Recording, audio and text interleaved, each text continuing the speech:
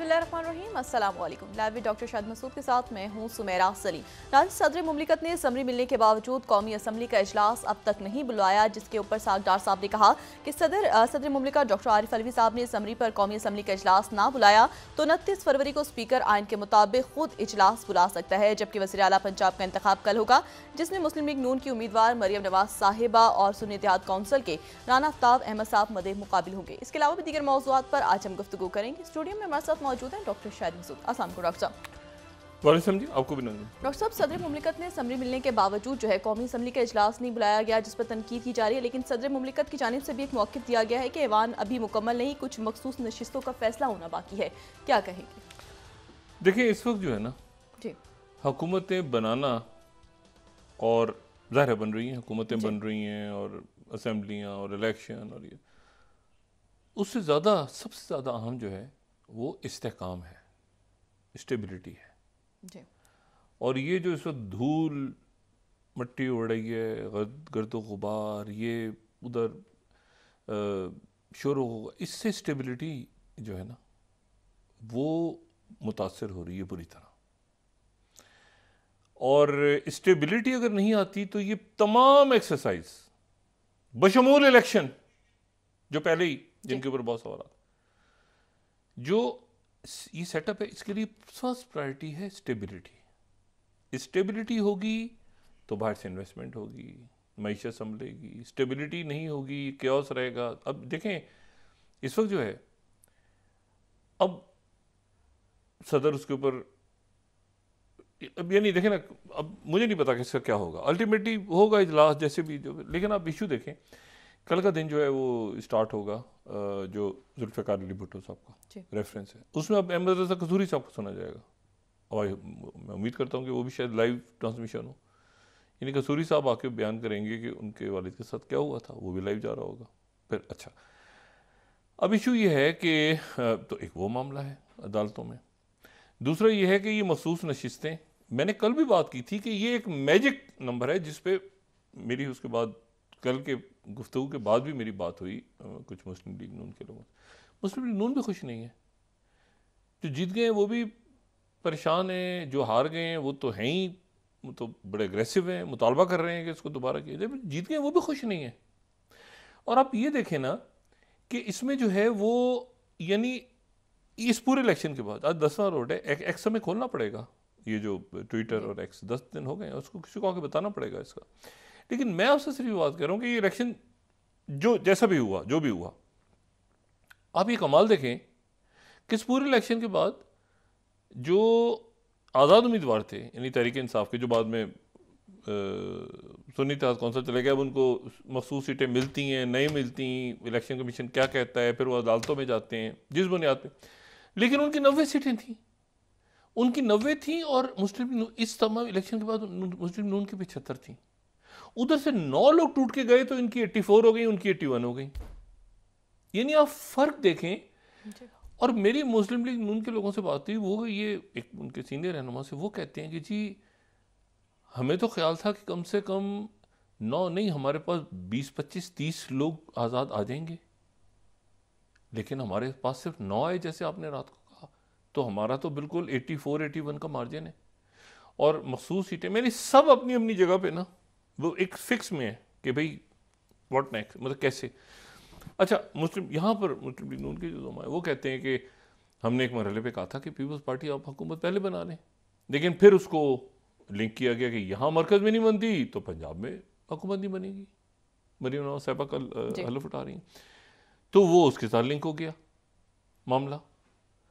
तो यहाँ पर अब शायद अगले मरहले के ऊपर वो पीपल्स पार्टी आ जाए, लेकिन जो पहला मरहला होगा, पहले मरहले में वजारत खारजा और ये और सारे जो इम्पोर्टेंट मिनिस्ट्रीज, और जो इस दौरान शोर शराबा हंगामा आराई और बजट और IMF की टीम, और बजट तो दूर है लेकिन एक उसका खदोखाल, ये सारे मामला उस पर ठीक होंगे जब स्टेबिलिटी होगी।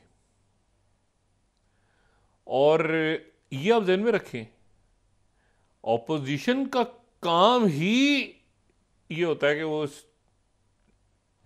चलने ना दे।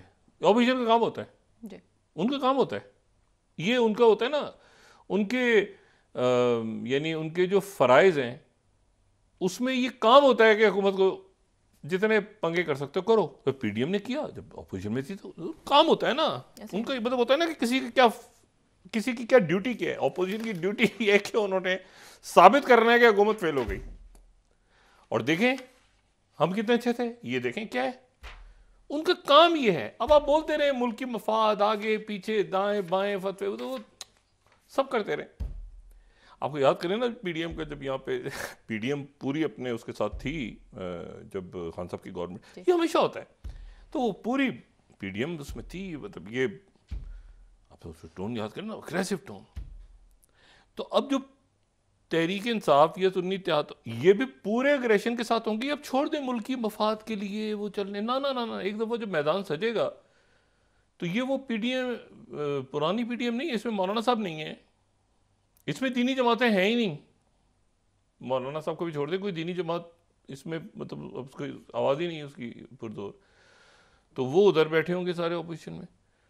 तो इसमें जो है वो ये जो कहना है ना कि अच्छा, एक मैंने कहा ना एक टाइम होता है, उस टाइम तक फिर ये होता है कि बहुत ज़्यादा हमारे जो मुख्तलिफ हल्के यहाँ तक हो गया ना, बस इसमें ग्रेजुअली फिर इनको खुद खड़ा होना होगा पैरों पे। ये भी देखिएगा थोड़े दिनों के बाद, अब देखिएगा ये खुद इनको जो है ना वो अपने पैरों पे खड़े होके। और उसका जो मैंने कल बात की थी कि उसका सबसे जो अच्छा कल हमने देखने में आया वो नवाज शरीफ साहब ने धीमी धीमी स्पीच की जी। लेकिन मसला ये है कि मरीम साहबा क्या स्पीच करेंगी।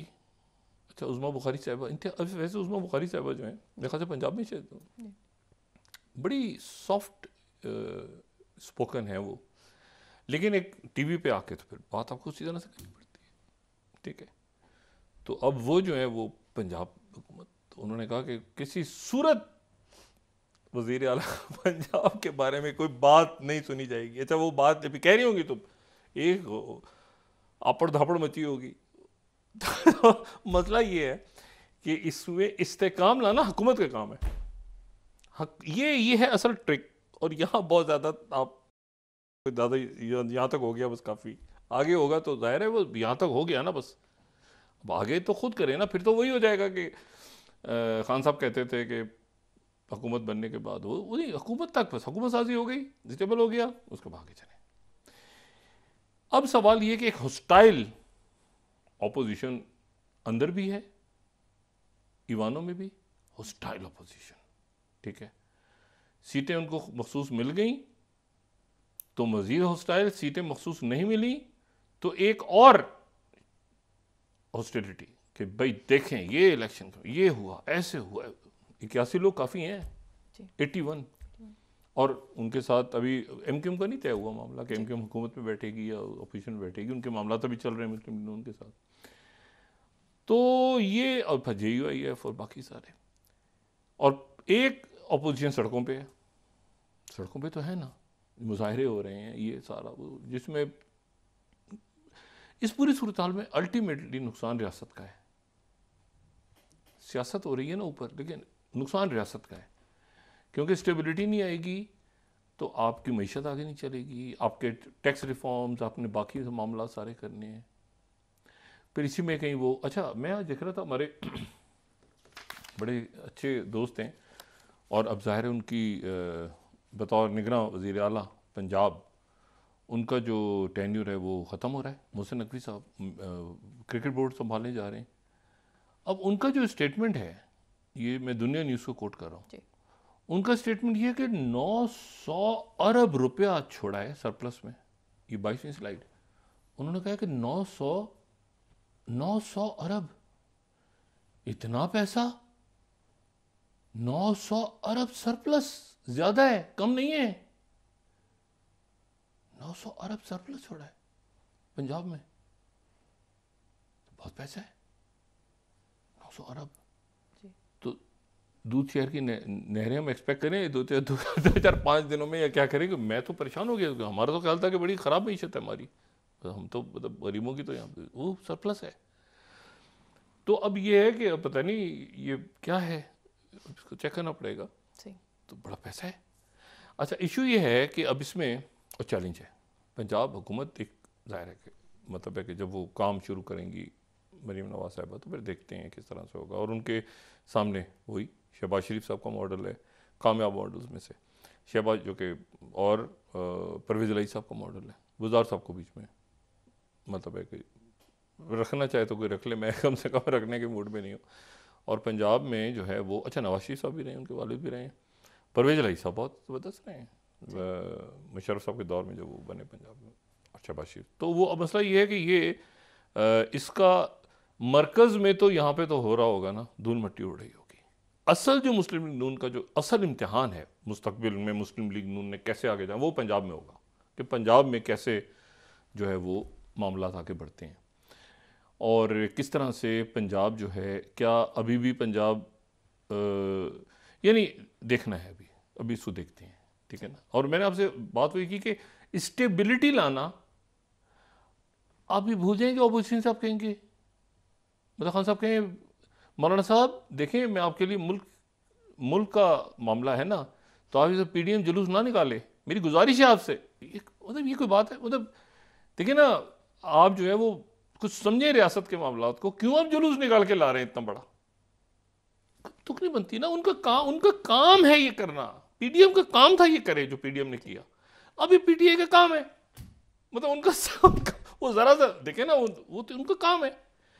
तो बात यह है कि इनका काम है कि ये स्टेबिलिटी पैदा करें, उनका काम है कि वो इनको जो है वो महंगाई कम करो, निजकारी करेंगे। ओहो अच्छा, निजकारी भी उन अदारों की जो अपने भर्ती के हुए लोग हैं उन्हीं के टेन्योर के, ये भी रौला रप्पा है बहुत बड़ा। तो ये असल जो इम्तिहान है ना, शहबाज शरीफ साहब के सामने चैलेंजेस बहुत हैं।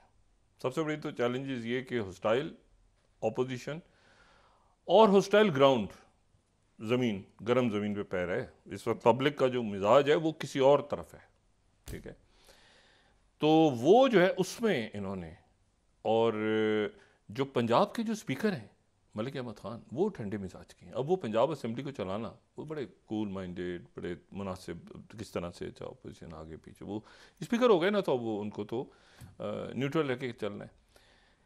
तो उनके लिए ये बड़ा ज़रूरी है कि अब वो हाउस को कैसे चलाते हैं, शोर शराबा चीज़ें तो करेंगे, पीटीआई करेगी, करना पड़ेगा, ठीक है ना, वरना लोग कहेंगे 1 मिनट क्या हो गया भाई इनको।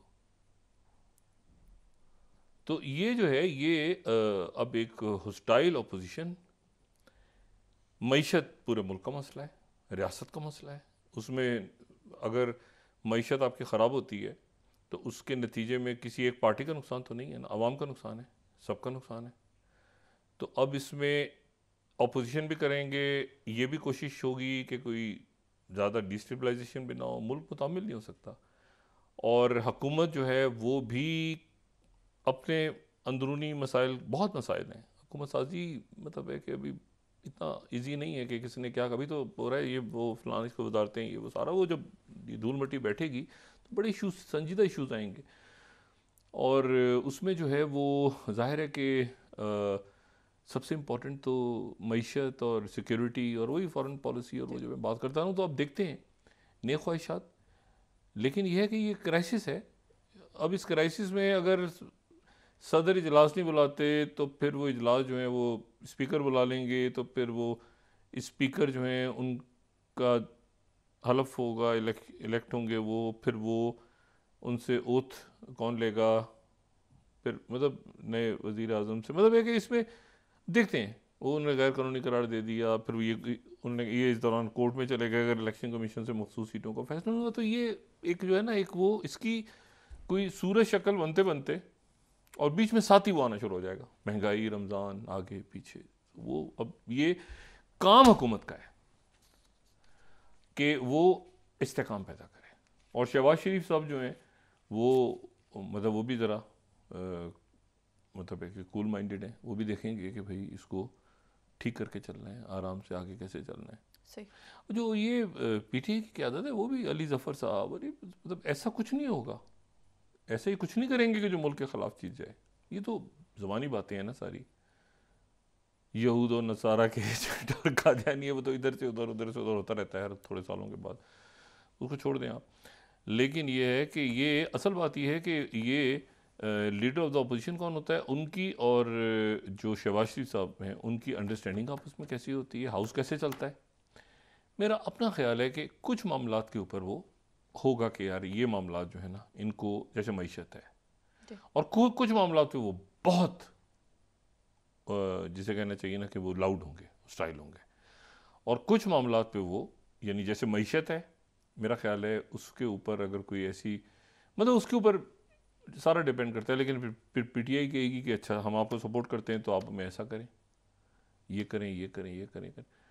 देखते हैं हाउस कैसे चलता है और पंजाब असेंबली कैसे चलती है। लेकिन मैंने बात हुई कि अब हुकूमत का काम है, अदालत में ग्रेजुअली जो है वो पीछे होंगे और सुप्रीम अदालतें भी अपने आप को बैलेंस करेंगी यहाँ पे आके अब नॉ ऑनवर्ड्स।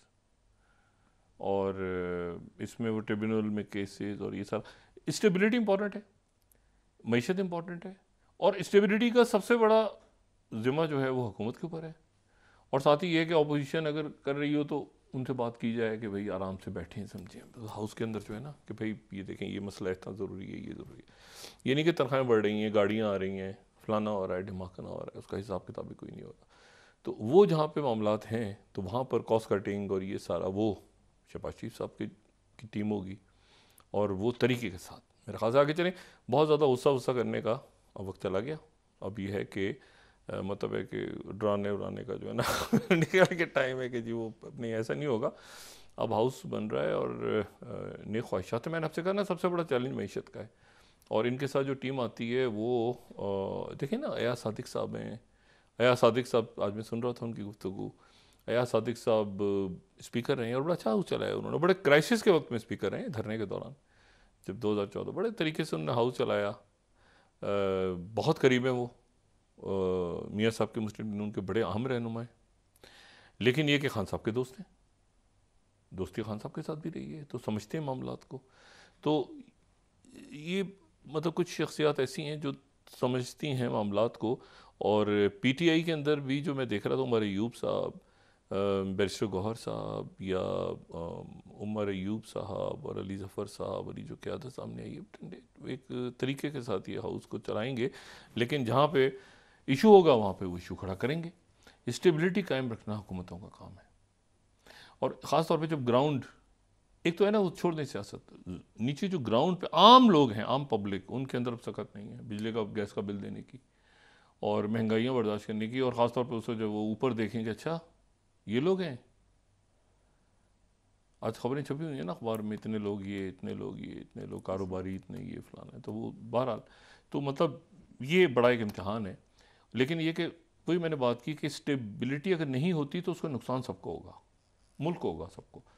स्टेबिलिटी कायम रखना, जैसे मैंने कल भी बात की थी कि सड़कें बंद ना करें, मतलब एहतजाज करें, जो जुलूस मतलब सड़कें, रोड बंद ना हो, सड़कें बंद ना हो, शाहराहें बंद ना हो मुल्क की, और उसमें तरीका ऐसा हो कि उसमें मतलब हिजान बपा ना हो, एक प्रॉपर अपोजिशन नज़र आए कि भाई अपोजिशन है, लेकिन वो ऐसी ना हो कि जी मुल्क, उसमें पता चला कि मुल्क का नुकसान हो गया।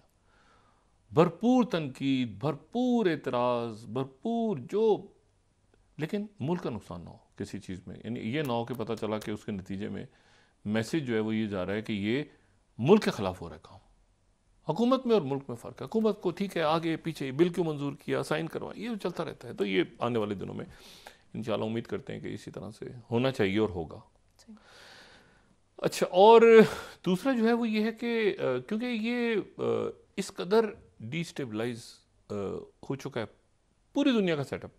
देखें कोई, यानी निकी हेली जो हैं वो रिपब्लिकन्स की तरफ से उनकी जो अमेरिका में कल अभी तो रिपब्लिकन्स और डेमोक्रेट्स नहीं टकराए ना, अभी तो ये इलेक्शन हो रहा है कि रिपब्लिकन उम्मीदवार कौन होगा, ट्रंप होंगे या कोई और होगा। तो निकी हेली जो है वो कल वो साउथ कैरोलिना से हार गई, 2 दफ़ा गवर्नर रही हैं वहाँ की, और ट्रंप जीत गए। ट्रंप तेजी से घोड़े पे बैठ के तेज रफ्तारी से वो रिपब्लिकन उम्मीदवार बनने की तरफ दौड़ रहे हैं। निकी हेली जो है, इनके पेरेंट्स जो हैं दोनों वो सिख बरादरी से हैं, और वो कनाडा चले गए थे, वहाँ पर फिर कनाडा से वो अमेरिका आए, और फिर वो, और ये ट्रंप के दौर में ये अक़वाम मुत्तहिदा में अमेरिका की मंदूब रही हैं, यानी रिपब्लिकन्स का अपना अंदर का है ना, तो वो अंदर के जो रिपब्लिकन्स हैं वो वहाँ पे इनकी अपनी रियासत में जहाँ की गवर्नर रही हैं, उन्होंने हर 10 में से 6 जो है उसने वही make America great again, Trump के वो पीछे खड़े हो गए हैं। तो ट्रंप उधर सामने से आ रहे हैं। अच्छा, ट्रंप का जो आना है वो यूरोप को चाइना की तरफ लेके जा रहा है क्योंकि ट्रंप ने कहा था कि ये मैं तो इनके पैसे बंद करूंगा और चाइना उसमें से गेन करेगा और बहुत सारे मामला पर। लेकिन जो अच्छी खबर है आज की वो ये है कि अमेरिकन्स ने बिल आखिर मजबूर कर दिया नेतन्याहू को कि नेतन्याहू साहब दोबारा अपने हमास से जो डायलॉग्स ख़त्म हुए थे उसको दोबारा शुरू करें सीज़ फायर के लिए। और उनका जो डेलीगेशन है मुसाद के सरबरा, शिनबेत के सरबरा, वो काहिरा नहीं बल्कि अब पहुंच गए हैं कतर। फ़ौरन काबीना ने से मंजूर करा लिया वो जो मुसव्वदा पेरिस में तैयार हुआ था दोबारा, वो काबीना वापस आए, काबीना में पेश किया, काबीना ने उसको ओके किया और अब वो इस वक्त कतर में है। मुसाद के रहनुमा कतर में है, CIA चीफ भी कतर में आ रहे हैं, ये आ चुके होंगे, और इजिप्शियन इंटेलिजेंस चीफ भी वही हैं। और जाहिर है कि कतर का बड़ा इंपॉर्टेंट रोल इस पूरे मामले में, और कतर ने बड़ा बर्दाश्त किया है ये नेतन्याहू की बकबक, और 30,000 के करीब शोधा वहाँ पे हो गए हैं। तो ये डायलॉग शुरू हो गया, और डायलॉग जो है वो अब उसमें ये हो रहा है कि जी 60 दिन के लिए जंग बंद की जाए, और वहाँ पर इस दौरान जो है वो 40 के करीब, 40 या हो सकता है 50 या वो उतने यरगमाली रिहा होंगे जो कि हमास के कब्ज़े में। उसमें ख़वातीन, सिविलियंस और फ़ौजी, और एक जो मुअम्मर जो बीमार हैं और ज़ख्मी हैं उनके पास यरगमाली वो रिहा होंगे। और जब वो रिहा होंगे तो एक के बदले में अभी फार्मूला तय हो रहा है, लेकिन सैकड़ों की तादाद में वो फ़लस्तीनी इसराइल की जेलों से रिहा होंगे, और साथ ही जंग बंदी हो जाएगी 6 हफ्ते के लिए। और हमास ने कहा कि एक रोज़ की जो है ना अगर जंग बंदी और की जाती है तो फ़ी रोज़ जंग बंदी पर हम अब दिनों के हिसाब से बात हो, अगर आप चाहते हैं कि जी इतना, क्योंकि वो तो मुकम्मल जंग बंदी कर रहे थे ना, तो अब आखिर में ये हुआ कि ठीक है जी 60 दिन की, तो 60 दिन के बाद उम्मीद है कि आगे चलेगी जंग बंदी। और रमज़ान से पहले पहले होना ज़रूरी है, काफ़ी पहले होना ज़रूरी है, ताकि वहाँ पर ये नहीं कि सुबह रोज़ा है और पता चला कि वो एक दिन पहले जंग बंदी, तो पहले 10-12 दिन उनको मिले सांस लेने के लिए, और दुनिया देखे तो सही अंदर हुआ क्या है इस पूरे अरसे में। तो इनको यहाँ बैठाया हुआ है और ये सारे आ गए हैं कतर, और अब ये वहाँ पे चूँ चाँ किए बगैर, और हमास की लीडरशिप भी है, और हमास की लीडरशिप तो हट गई ना अपने एक मुतालबे से। उन्होंने बड़ी लचक दिखाई है कि जी उन्होंने कंप्लीट की जगह वो ठीक है सीज़ फायर, अब टेम्प्रेरी सीज़ फायर तो करें ताकि लोगों की जाने, लेकिन मसला ये है कि उसके बदले में कैदी जो हैं वो बड़ी तादाद में रहे होंगे। और ये मामला जो है ये जा रहा है वही कि टेक्नोक्रेटिक गवर्नमेंट या एक ऐसी गवर्नमेंट जिसके ऊपर किसी को इतराज़ ना हो, और पैलेस्टीनियन अथॉरिटी जो है वो स्टेप डाउन कर जाए। अच्छा, पैलेस्टीनियन अथॉरिटी चूँकि इस पूरे प्रोसेस में कोई उसका इंपॉर्टेंट रोल नहीं रहा, तो ये जो है ये आज वहाँ पे ये ख़बरें फैल गई कि जी वहाँ पर मतलब है कि हमारी तो कोई हैसियत ही नहीं, क्योंकि वो इस पूरे सिस्टम में जो है वो उनका कोई इंपॉर्टेंट रोल नहीं है। इसमें पैलेस्टीनियन अथॉरिटी जो है वो हमास से बात हो रही है, हमास और बाकी ग्रुप से बात हो रही है कि भाई आप ये करते हैं तो फिर उसके नतीजे में फ़लस्तीनी अथॉरिटी भी जाएगी, हमास के लोग भी अपनी छोड़ेंगे क़यादत, और यहाँ पे कोई नया सेटअप आएगा फ़लस्तीनी, जो हम पहले बात कर चुके हैं।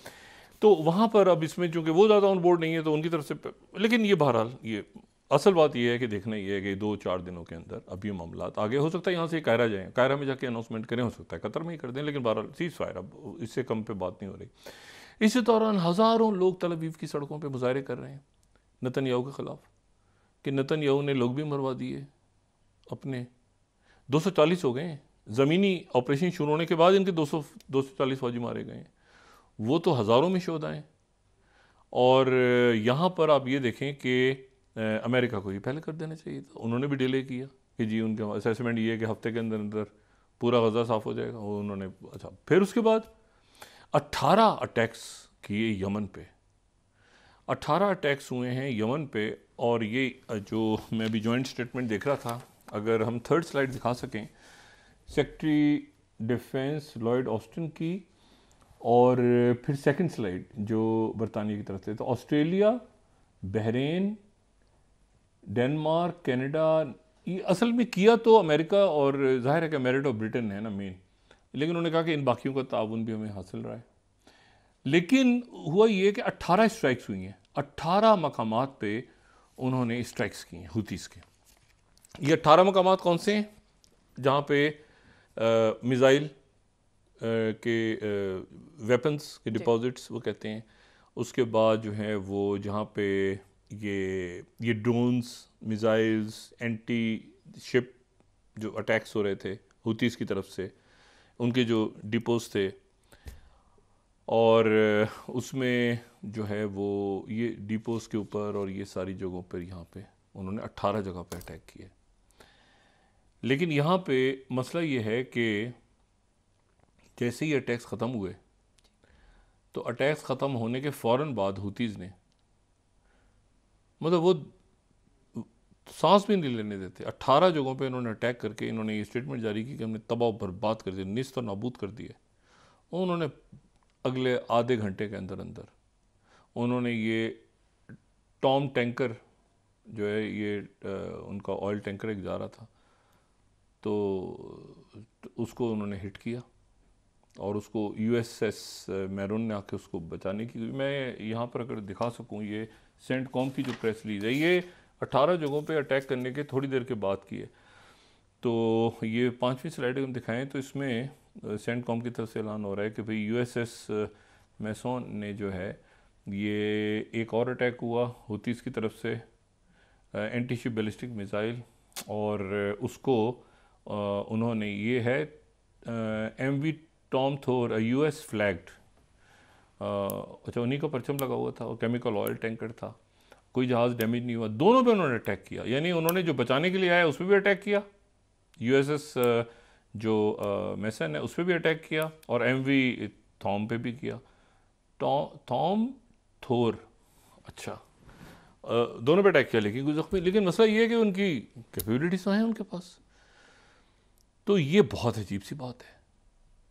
और 45 जहाज़ों को उन्होंने भी निशाना बनाया है, हुतीज़ ने 45 जहाज़ों को उन्होंने अब तक निशाना बनाया है। जो बंदरगाहें हैं इलात के और इधर उधर वो अलग हैं, तो नवंबर से अब तक उन्होंने 45 अटैक्स उन्होंने किए हैं, और उनकी अभी तक, यानी इस सारे उसके बाद उन्होंने एक और फ़ौरन मिसाइल दाग दिया, और ये एक अजीब सूरत हाल बनी हुई है। इनकी तरफ से स्टेटमेंट आया, इतने सारे मुल्क साथ शामिल हैं और तबाह कर दिया, उन्होंने 2 मिनट बाद, थोड़ी देर के बाद फिर दोबारा दाग दिया। तो ये अब इशू ये है कि ये क्या है, ये आपकी पूरी शिपिंग है, मैरीटाइम शिपिंग है, ये यहाँ से आपके ऑयल टैंकर्स हैं, यहाँ पे फर्टिलाइज़र्स हैं, ये अगर ऊपर से घूम के आ रहे हैं तो उसके नतीजे में कीमतें बढ़ रही हैं, उसके नतीजे में जो जहाज़ है उनको नुकसान नहीं हो रहा, शिपिंग कंपनीज का भी लॉस नहीं हो रहा, उसमें लॉस हो रहा है, पब्लिक का नुकसान हो रहा है ना, क्योंकि कीमतें बढ़ गई, ऊपर से आ रहे हैं जहाज़, क्या कैसे अनसर्टिनिटी आगे पीछे। और ये फिर जो अमला है वो तो उनकी तो गलती नहीं होती, वो तो किसी भी मुल्क के अमला है उसको, लेकिन एक क्राइसिस है इस वक्त। अब कुछ 7-8 फ्रंट खुले हुए हैं इसराइल ने इस वक्त, और ख़ूब इस वक्त प्रेशर बढ़ा दिया हुआ है हिजबुल्लाह ने भी, क्योंकि ये सीज़फायर के करीब जाते जाते ये भी तो रफ़ा के ऊपर, और जाते जाते ये भी तो शहीद कर रहे हैं ना फ़लस्तीन, उधर से उन्होंने भी प्रेशर दबा दिए, बढ़ा दिए खूब। और हिजबुल्लाह उधर नॉर्थ में भी खूब लड़ाई हो रही है, जंग हो रही है, और उधर का मामला अलग तय होगा। मैंने आपसे कहा ना कि इसराइल का जो शुमाल का मामला है, इसराइल इन्वेड कर गया था लेबनान में, थपकी दी थी अमेरिकन ने कि इन्वेड कर जाओ, और इन्वेड करने के बाद वही ब्लास्ट हो रहे हैं, और वहाँ पे जनाब मुख्तलिफ मैरीज की चौकियाँ उड़ गई, और वो बेसिस को उड़ा दिया, वो जो गलत कदम उठाया उसका इतना वापस आए तो वो क्लैरिटी नहीं हुई आज तक। तो ये जो मामला गज़ा का, ये अलग तय होगा, जो वेस्ट बैंक है वो तय होगा जॉर्डन के साथ, जो ये इजिप्ट तो एक ज़रा सा भी पीछे नहीं हटा ना, कि भाई इसमें जो है ये बिल्कुल उन्होंने कहा सवाल ही पैदा नहीं होता, और उसके साथ जो है वो लेबनान के साथ बिल्कुल अलग होगा, क्योंकि कहानी यहाँ की मुकम्मल नहीं हो सकती लेबनान के बगैर। साबिरा शतीला तभी हुआ था ना, उसके बाद ही तो हुआ था जब इन्वेट कर गए थे अंदर। अच्छा, बहरहाल तो अब ये है कि अब ये इस पूरी सूरत हाल में ये अब देखिए मुल्क किस तरह से फैसले कर रहे हैं, मुल्क किस तरह से आपस में मिल रहे हैं, कितनी कितनी हेक्टिक डिप्लोमेसी हो रही है, कितने ब्लॉक्स बन रहे हैं। अमेरिका इलेक्शन की तरफ जा रहा है, बाकी दुनिया देख रही है। नेटो के अंदर वो स्टेल हो गया, 2 साल हो गए जंग को, कुछ सर पैर नहीं पता। अब असल में बाहर से देखें ना, अब मुल्क के अंदर मैंने कहा ना कि ये मैनमेड क्राइसिस, तो बाहर से देखें तो कहेंगे यार एक मिनट है जाओ, ये पाकिस्तान में क्या हो रहा है? वो जी चेक करो जरा क्या हो रहा है। जी एक्स बंद पड़ा है। क्या फोर्थ या फिफ्थ इंडस्ट्रियल रेवोल्यूशन में जब दुनिया ये 5G से 6G पे जा रही है तो एक्स बंद है पाकिस्तान में, सोशल मीडिया प्लेटफॉर्म्स। तो ये जो है अब ये मैंने आपसे कहा ना ये इसको ठीक करना पड़ेगा चीज़ों को, क्योंकि स्टेबिलिटी आएगी तो इकोनॉमी ठीक होगी। और स्टेबिलिटी लाना उनका काम है कि वो शोर करें, हुकूमत का काम है वो ठंडा करें। और ये वो जितना शोर भी करेंगे उनको भी ख्याल रखना चाहिए कि उसके नतीजे में रियासत के मामला ना ख़राब हो जाएं। मतलब वो हुकूमत और रियासत वो देख लें आपस में, ये उनको इतना प्रोवोक ना करें कि भाई उसके नतीजे में वो ठीक है। और अदारे जो हैं वो जाहिर है कि अपनी पोजीशनिंग लेंगे आने वाले दिनों में। यहाँ तक हो गया, अब काफ़ी है भाई, थोड़ा सा पीछे हट के वो भी जाहिर है कि अपनी इलेक्शन कमीशन और इलेक्शन कमीशन के देखें, चीफ इलेक्शन कमीशनर नहीं, एक इलेक्शन कमीशन एक अदारा है। मतलब इसको इस तरह से देखें ना कि चीफ इलेक्शन कमिश्नर नहीं, इलेक्शन कमीशन एक अपना अदारा है ना, एक अदारे के तौर पे उसने रहना है आइंदा भी। वो आगे कैसे चलता है, उस अदारे का एतमाद, बाकी फैसले, बाकी चीज, तो अदारे को एज अदारा लेना है। हम नहीं कह सकते वो इलेक्शन कमिश्नर थे तो वो चले गए तो फिर इलेक्शन कमीशन ठीक हो गया। अदारे अपनी अपनी जगह, और पार्लियामेंट की, लेकिन मसला ये है कि ये पार्लियामेंट जिस तरह बन रही है और जिस तरह हुकूमत साजी हो रही है, तो वो तो जो हुकूमत बना रहे हैं जो मुस्लिम लीग नून पीपल्स पार्टी वाले खुद परेशान है। जी ठीक है डॉक्टर साहब, ब्रेक के बाद डिस्कस करते हैं। उनको इजाज़त ही नहीं है कि क्या उन्होंने करना है, कह रहे मुझे नहीं पता यूसुफ गिलानी पे फैसला हुआ है या काकड़ साहब पे हुआ है चेयरमैन सेनेट का, वो परेशान है। सही है, तो अब वक्फा लें, उसके बाद बात करें। नाज़रीन वापस आते हैं एक छोटे से ब्रेक के बाद।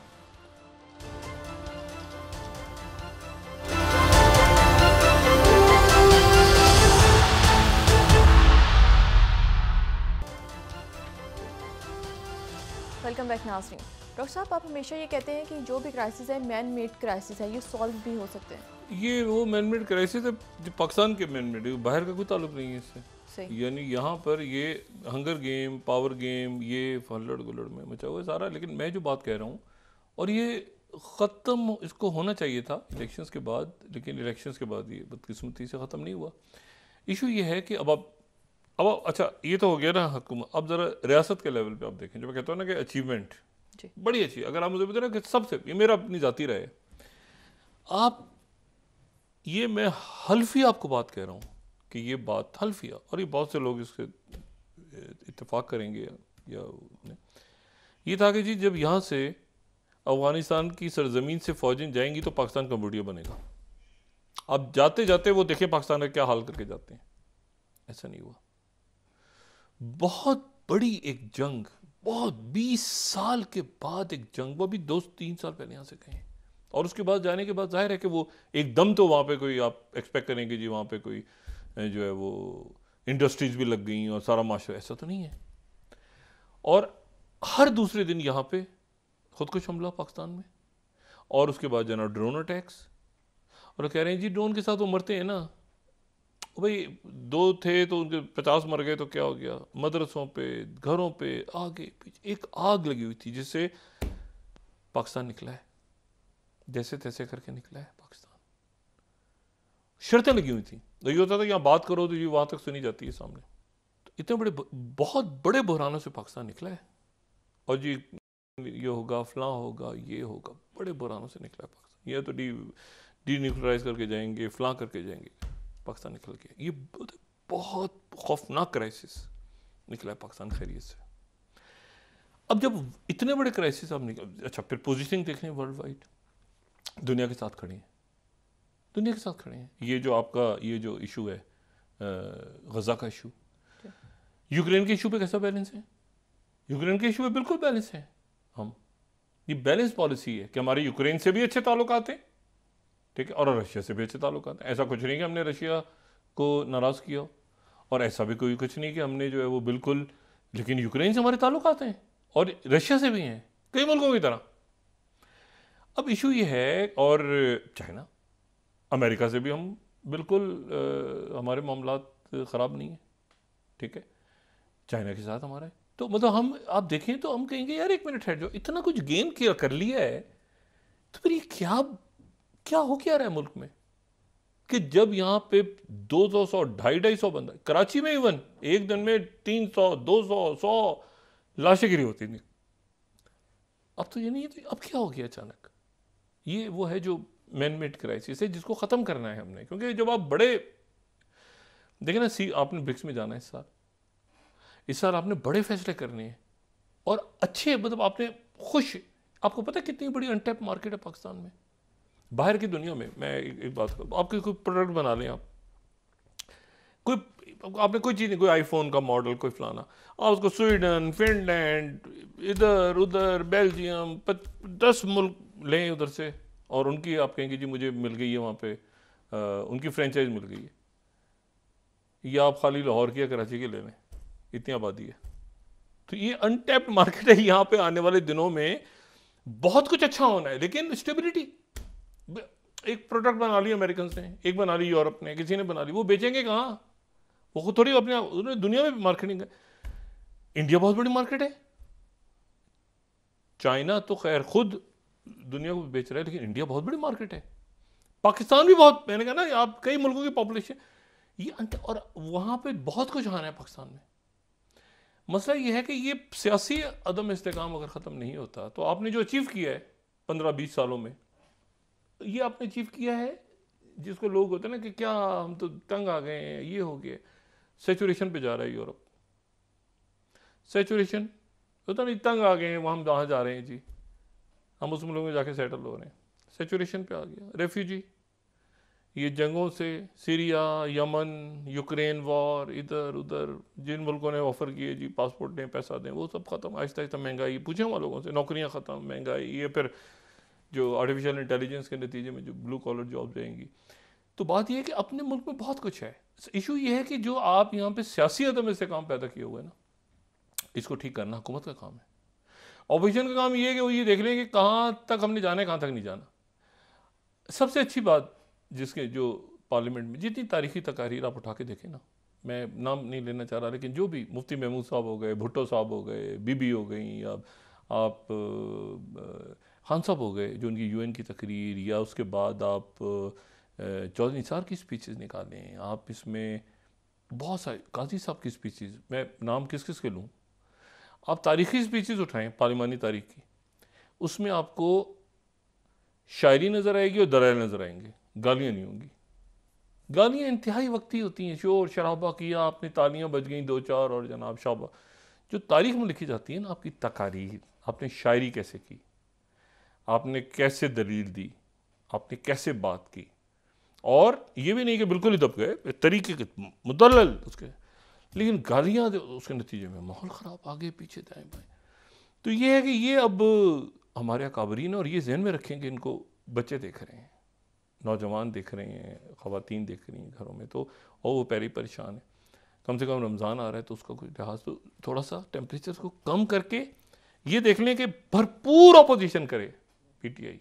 वो तो अपोजिशन करने की ज़रूरत ही नहीं, वो तो इतने मसाइल हैं कि वो खुद ही, लेकिन उसमें जो है ना, हुकूमत अगर प्रोवोक करेगी ना, उसके नीचे मामला ख़राब होगा। स्टेबिलिटी रखना उनका काम है कि कैसे स्टेबलाइज करते हैं, कैसे उनसे बात करते हैं, कैसे उनको उनके लोग जो तासुर बना हुआ है कि जी गिरफ्तार किया हो, सियासी देखिए ना, सियासी गिरफ्तार, सियासी कैदियों का लफ्ज़ इस्तेमाल हो रहा है ना जी। तो ये कि कौन से लोग हैं जिन पर प्रॉपर मुकदमा आते हैं, कौन से लोग हैं जिन पर नहीं हैं, कौन से लोगों को रिहा होना चाहिए, तलखी कम होनी चाहिए, आगे ये बढ़ें। और वो कहते हैं ना, तनकीद बराए तनकीद के, नहीं जी मुझे तो शक्ल पसंद, ऐसे भी नहीं, काम कारकर्दगी के बेस पे तनकीद करें। और इलेक्शन जो है वो इतना अजीब व गरीब हुआ है, अब ये नहीं करें ना होता ना, ये थोड़े दिन और बढ़ जाता है ये, लेकिन जो कि पत्थर पे लकीर एक फैसला था जो हो गया, ये ना होता तो शायद इतना अदम इस्तेकाम ना होता। वो किसी को पता ही कुछ नहीं है कि ये क्या हुआ उसके साथ। न मुस्लिम नून को पता है, न पीटीआई को पता है, न पीपल्स पार्टी को पता है, न एमक्यूएम को पता है, न मौलाना साहब को पता है, न हमें पता है, किसी को भी नहीं पता। जिन्हें करवाया उनको भी नहीं पता कि इसमें से क्या निकलेगा आगे जाके। तो मेरा ख्याल है और अच्छा ही निकलेगा। वो हालात फोर्स करते हैं ना कि मुल्क आगे चले, वही मुतामिल नहीं हो सकता इन चीज़ों का, तो एक हद तक वो चलता है, फिर वो रियासत अपने मामला ठीक करती है। तो उम्मीद है कि आने वाले दिनों में मामला ठीक होगा। अभी तो अच्छी खबर आ रही है ये गजा की सीज फायर के हवाले से। इसको पकड़ के ऐसे ये तो कर लेंगे, इसमें ये शिक डालनी चाहिए कि उसको खींच के ले जाओ वो जंगी जराइम की अदालत में, नेतन्याहू की पूरी काबीना को, ये भी शिक होनी चाहिए। तो बहरहाल ये सीज फायर हो, अल्लाह करे। अभी फौरी तौर पर रमज़ान से जल्द हम तो दुआ कर रहे हैं, लेकिन ये कि अमेरिकन ने भी पकड़ा हुआ है, चाइना ने भी, रशिया ने भी, मुस्लिम मुल्कों ने भी, यूरोप ने भी, और सबके लिए हम तो दुआ कर रहे हैं कि बस खबर आ जाए कि ये जंगबंदी हो गई। जी, बहुत शुक्रिया डॉक्टर साहब। नाज़रीन, के साथ ही आज का प्रोग्राम अपने इख्तिताम को पहुंचा। मुझे सुमेरा सलीम को इजाज़त दीजिए। अल्लाह ने के बाद जी डॉक्टर। ये जंगबंदी, ये कुर्बानियाँ फिर दुनिया याद करेगी कि कैसे रियासत बनती है। अगर ये 2 स्टेट सोल्यूशन की तरफ जा रहा है मामला, मुल्क कैसे हासिल होते हैं, ये फ़लस्तीनी लिखेंगे तारीख में। अपना दोस्तों, रिश्तेदारों, गिरदोनवा के लोगों का सबका ख्याल रखिएगा। अल्लाह हाफिज़।